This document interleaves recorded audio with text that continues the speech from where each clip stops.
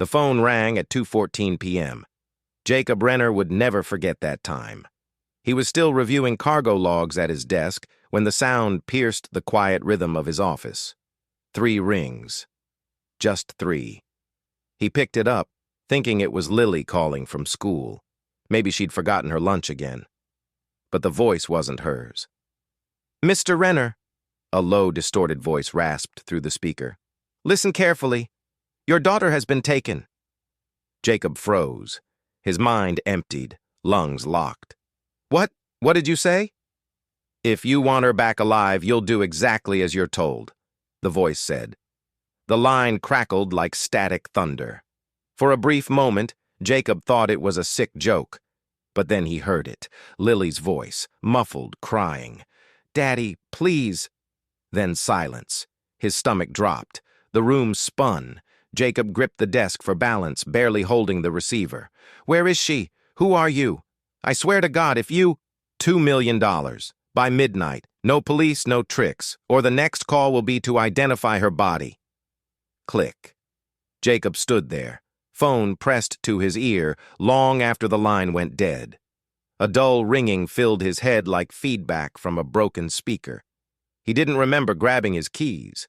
Didn't recall sprinting through the office parking lot or nearly knocking over the receptionist. Only when his tires screeched onto the main road did he come back into himself. The school. Maybe they were mistaken. Maybe she was still there. But when he arrived, the principal looked confused and then horrified.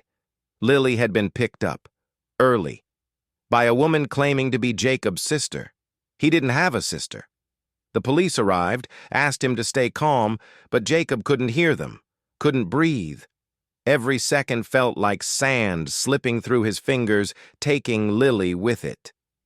By nightfall, he sat alone in the cold shell of his apartment, surrounded by photos. Lily in her soccer uniform, Lily baking cookies, Lily asleep on the couch with crayon drawings scattered around her.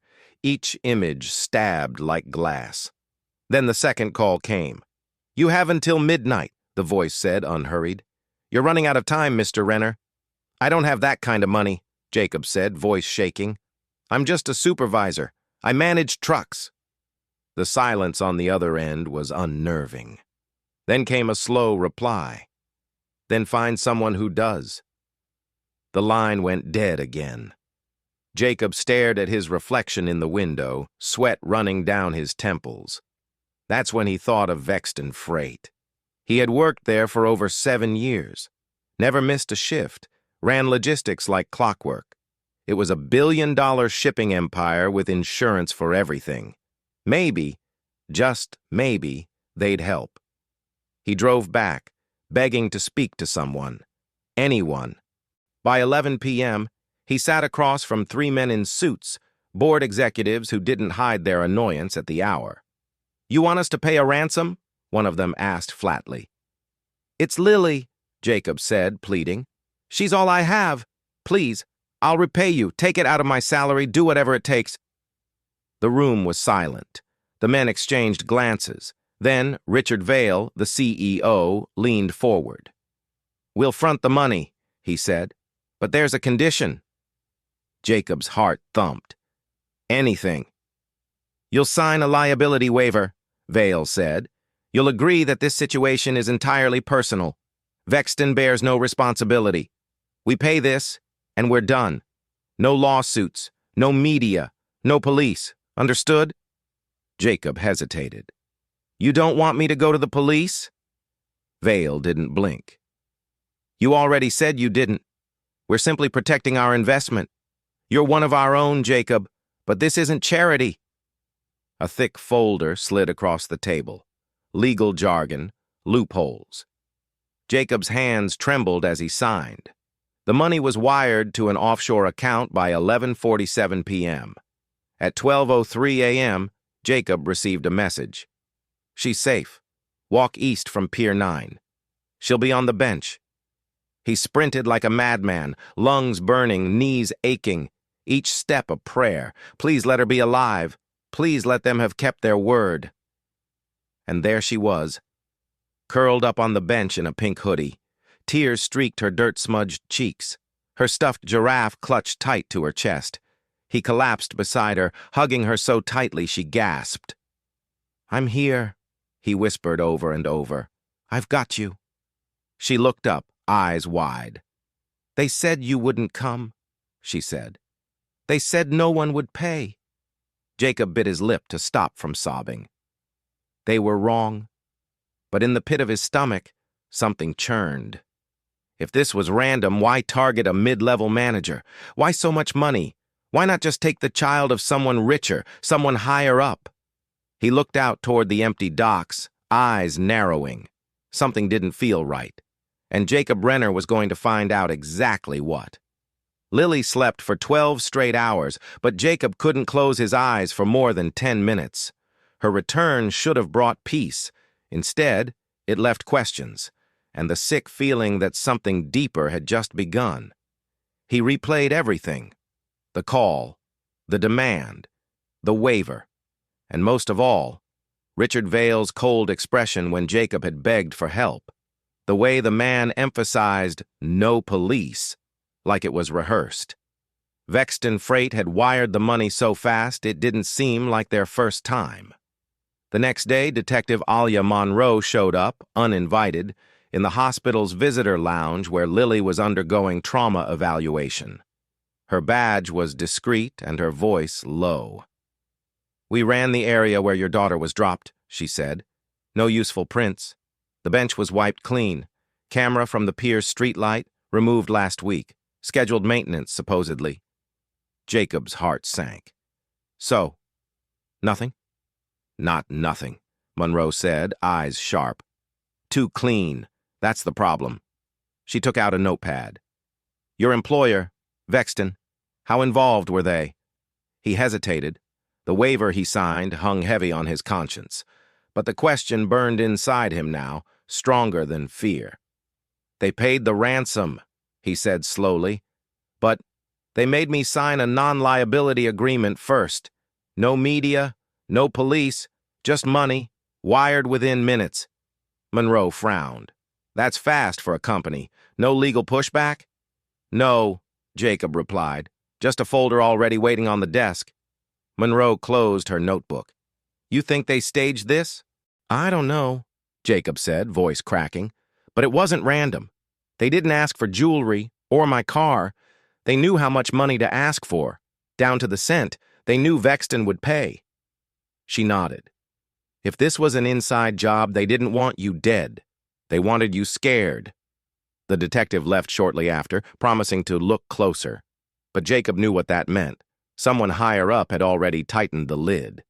Back home, Lily stayed silent most of the time, except to ask whether her stuffed giraffe had been washed. She hadn't spoken about the kidnappers. Not yet. Jacob opened his laptop and began sifting through Vexton's internal staff logs. He wasn't supposed to have access, but years of late shifts and backdoor admin approvals had their perks. One thing stood out. Darren Cole, a junior fleet manager, had applied for emergency leave on the exact day Lily was taken, and hadn't returned. They'd been friendly once, bonded over long hours and single parenting. But Darren had changed lately. Nervous, always checking his phone. And he had gambling debts if the rumors were true. Jacob clicked open Darren's HR file, scanning for an address. Nothing listed but a company P.O. box. He stared at the screen. The knot in his stomach returned. Who exactly had taken Lily? And more importantly, who at Vexton had helped them do it? Jacob stood up, grabbed his coat, and walked toward the door. Whatever secrets Vexton was hiding, he was going to dig them out, one man at a time. Jacob stood where Lily had been left, Pier 9, by the rusted bench under a flickering street lamp. He could still see her tiny figure curled up in that pink hoodie. She hadn't even looked up when he arrived, like her mind had been left behind somewhere darker. Now, the place felt hollow. Quiet. Too quiet. He scanned the area. A perfect view of the bench sat directly under an old municipal camera pole. But when Jacob looked up, his stomach dropped.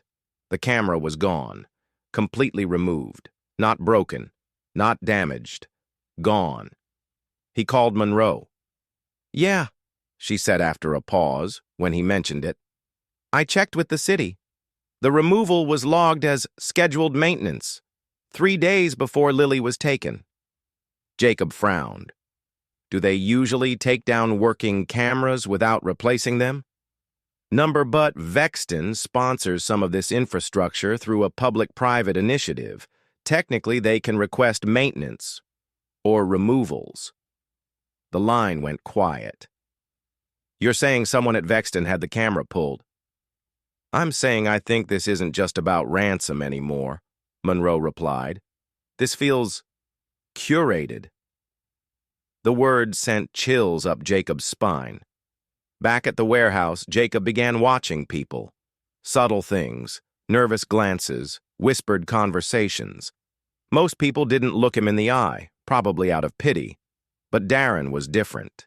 He'd returned that morning claiming a family emergency. No details, no explanation. He laughed too loud in the break room, but barely touched his food. His eyes darted whenever Jacob walked in. Jacob approached slowly, setting a coffee down next to Darren's elbow. "Everything okay?" Darren nodded too quickly. "Yeah, man, just long week." "You missed quite a week," Jacob said, testing. Darren smiled thinly. "Heard about Lily. Glad she's okay." Jacob stared at him. "Thanks." But something cracked behind Darren's eyes. Something unsure, guilty. Later, Jacob checked company access logs. Darren's ID badge had pinged the gate 2 nights before the kidnapping, after hours. Same night the camera at Pier 9 was removed. It wasn't proof, not yet. But it was enough to follow. He copied Darren's personnel file to a flash drive. If Vexton wanted to bury the truth, Jacob wasn't going to give them the shovel. The next morning, Jacob waited outside Darren's apartment building. He watched as Darren stepped out, looked around nervously, and took off, walking fast, head low. Jacob followed. He wasn't a detective. He wasn't trained. But he was a father. And someone had taken his daughter like she was a pawn in a game he never agreed to play. Now, Jacob was playing back. Jacob caught up to Darren in a side alley behind a shuttered pharmacy. "Darren!" he shouted. Darren spun around, startled. "Jacob? What the hell are you—" Jacob slammed him against the wall. "You were there, the night the camera was removed. I saw your ID logs. Tell me the truth." Darren's eyes darted left, then down. He didn't fight back. His shoulders sagged like all the air had finally left him. "I didn't mean for her to get hurt," he whispered. Jacob's grip tightened. "You helped them take my daughter." "I didn't have a choice," Darren said. "They knew about the debts, the online betting, the loans. I was drowning. Then one day, this man from Vexton, he said he could make it all disappear." Jacob's breath caught. "Who?" "I don't know his name, just that he works under veil. Always wore a navy coat, never gave a card. He said this wasn't about you, it was about pressure, for veil, leverage. Your daughter was just collateral." Jacob stepped back, fists clenched. "They used my daughter to manipulate veil." Darren looked sick. "They said you'd get her back, that no harm would come to her. I thought they were bluffing. But when I heard her cry over the phone—" He choked, tears forming. "I tried to back out, but it was too late. They had her." Jacob's voice was ice. "You let them take her." "I was scared, Jacob," Darren pleaded. "I didn't even know the full plan. I just gave them access, that's it." "Where did they take her?" Jacob snapped. "Where was she held?" Darren shook his head. "They moved her, twice. I never saw the place. They only let me know when to flip the switch." "The switch?" "To disable the camera feed at Pier 9. My code shut the grid for 15 minutes. Long enough to drop her off, unseen." Jacob stepped forward again. "You're going to the police. You're confessing everything." Darren paled. "I can't. You don't understand. If I talk, they'll kill me, and they'll come for you next." Jacob opened his mouth, but Darren shoved past him and ran. "Darren!" Jacob shouted. But he was gone, disappearing down the alley like a ghost. Jacob stood there, fists trembling, heart thudding with rage and fear. This wasn't over. He now knew one thing for sure. Someone inside Vexton was calling the shots, and whoever they were, they didn't care who got hurt. Jacob didn't sleep after Darren vanished. He sat at his kitchen table, the same one Lily used to color on, staring at the employee records Darren helped him download. Pages and pages of internal transactions, approval chains, and financial ledgers. Boring to most, but Jacob wasn't looking for numbers. He was looking for lies. Somewhere buried in the mess, one number stuck out. $2 million. The exact ransom amount. It was marked as an emergency legal settlement, pushed through the finance system by a senior controller under direct authorization from Richard Vale. But the kicker? The funds didn't come from Vexton's legal reserves. They came from a dormant pension account. Money meant for injured workers quietly bled over weeks into a private holding fund Vale controlled offshore. Jacob's hands trembled. This wasn't just ransom. It was theft. And they'd used Lily's kidnapping to launder it. He printed the documents, every sheet heavy with rage, and drove straight to Detective Monroe. She skimmed the first page, then paused. Jesus, she muttered. This isn't just corporate corruption. This is federal. Jacob nodded. And Darren was the fall guy. They needed someone to blame if things leaked. He was in debt, easy to manipulate. Monroe looked up. If this goes public, heads roll. Vexton has senators in its pocket. Vale won't go quietly. I don't care, Jacob said. He used my daughter to cover embezzlement. She leaned back. Then you need to be careful. This isn't just about Lily anymore. Now, you're a threat. Ikabata to 110 personal systems, Adran Slafe Richard Vexton. That night, Jacob's car was broken into. Nothing was stolen, but the folder of documents he'd left in the glove box was gone. The next day, he received a letter on unmarked paper slid under his door. You've made your point. Now stop. For her sake. Ika crumpled it, but the words kept echoing. That afternoon, Monroe called. They pulled me off the case, she said quietly. Transferred me. Internal pressure. I'm not even allowed to access the file anymore. Jacob laughed bitterly. Of course. She hesitated. You still have the drive? He did. Hidden now, duplicated, scanned, backed up in 3 places, because if they came for him, he needed a way to make noise. But he also needed proof that Vale had ordered the operation, and for that, he had to get closer. So he requested a meeting. To everyone's surprise, Vale agreed. Jacob stood in the executive wing, staring at the door with Vale's name engraved in gold. The same man who smiled for interviews and shook hands with mayors. The same man who, Jacob now believed, orchestrated his daughter's kidnapping to cover a crime. The door opened. Vale looked up from his desk and smiled like nothing had ever happened. Mr. Renner, he said, come in, let's talk. 3 years passed. 3 years of boardroom smiles and elevator silences. Of numbers on spreadsheets that meant power and signatures that could ruin lives. Jacob had learned the terrain not with fists, but with filings.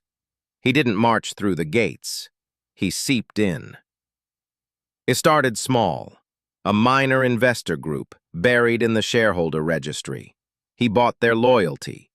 Then he acquired a voting bloc through proxy agreements. Quiet moves, silent meetings in cafes and glass towers. By the time the board noticed, he already had 3 seats. Vexton didn't collapse. It was peeled apart. 1 policy revision, 1 ethics investigation, 1 whistleblower testimony at a time. And Jacob never raised his voice. Richard Vale, once untouchable, became a man dodging emails, flinching at audit notifications. His allies dropped off like autumn leaves. No one wanted to be the last loyalist in a burning building. Today was the final board meeting. Jacob entered the room in a tailored black suit, no tie, no smile. The board members sat stiffly, aware. Every one of them had received the same internal memo that morning, complete with evidence: misuse of pension funds, illegal lobbying payments, encrypted communications with shell companies tied to Lily's kidnapping. It was legal annihilation. Not a single bullet fired.